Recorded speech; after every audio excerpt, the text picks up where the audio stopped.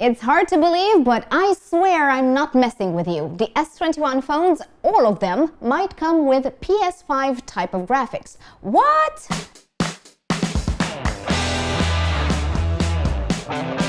With all the major phone releases of this year behind us, it's time to remember and review, or even better, look out for the next ones, meaning the Galaxies of next year. We talked about why you love the S21 Fan Edition last time. If you didn't see it, check it now. So, it's only fitting that we discuss S22.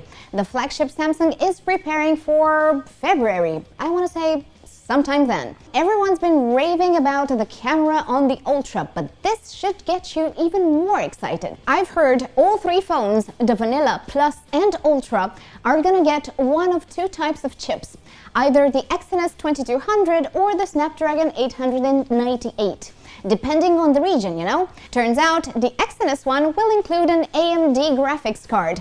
Now, if you're lucky, this GPU is gonna come with the architecture and ray tracing PS5 Sports. Really, that's insane, and for those getting the phone with Exynos 2200, might be the decisive selling point. Does that mean the Snapdragon S22 phones will be the ugly stepbrothers of the bunch? We'll have to wait and see. With such performance under the hood, let's talk about camera. Okay, I'm not gonna say looks don't matter, but I think you could survive with a P-shaped camera bump if Samsung got the internals right. And if you can't, well, there's hope for you. Some recent leaks led me to believe the camera island will be flush with the phone body. No bump in sight. Instead, all those lenses will look like tiny bitty spider eyes.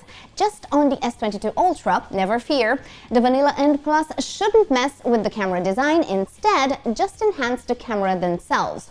You'll go from a main 12 megapixel camera to a 50 megapixel GN5 sensor, an RGBW sensor which could convey highlights in photos better than ever. The other two cameras will remain 12 megapixel ones, but the Tele one is gonna offer 3 times optical zoom, a big improvement from the S21. What will those tiny spider eyes work as on the Ultra? They'll host an 108 megapixel main, a 12 megapixel ultra wide, a 12 megapixel Tele, and a 12 megapixel periscope with 10 times zoom.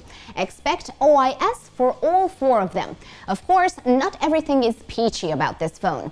There are several things that annoyed me and are gonna put you out too. But before I get into those, let's talk about display and size. Considering their names, it's no surprise that the S22 standard comes in at 6.1 inches, the Plus at 6.5 inches, and the Ultra shows off with its 6.8 inches. The panels Samsung is going to use are their recent Eco ones. This means they're thinner and reduce power consumption by 25%. You can find out how they are made by tapping the link in the description. I talked about them in another video.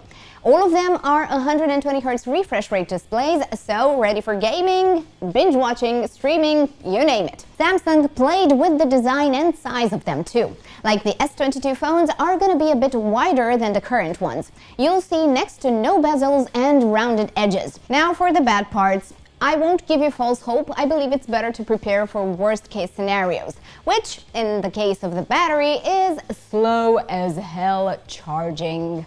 I'm talking about 25-watt charging abilities. That said, to come not only with the standard S22, no, Samsung is generously sharing the 25-watt charging with the Plus too. Ultra may be an exception and go for 45, but nothing's set in stone. As battery cells go, they're so-and-so. Nothing to celebrate, certainly, but neither to hate on. I mean, as usual, S22 drew the short stick. Word is, it's gonna have a mere 3,700 mAh battery. The Plus is only going to take that to a 4,500 mAh pack. Again, Ultra will be the one to claim the best one, a 5,000 mAh cell. And now that you have a pretty good picture of the three phones, let's talk about the price. I mean, how much could these handsets cost? Realistically, we know Samsung is not afraid to push big numbers out there. I mean, their foldables are proof. So, if you ask me, don't expect a budget S22 phone. There isn't gonna be one. At least S22 will go for $800. The Ultra will probably sell for $1,000 or even more. Then again, the S22 Ultra is replacing the Note, actually acting as a Note, with S Pen and everything. Could these phones be it for 2022? Unbeatable next year? Let me know. Thanks for watching, and don't forget, subscribe and hit the bell button if you want to see more videos like this. It really means the world to us. See you guys!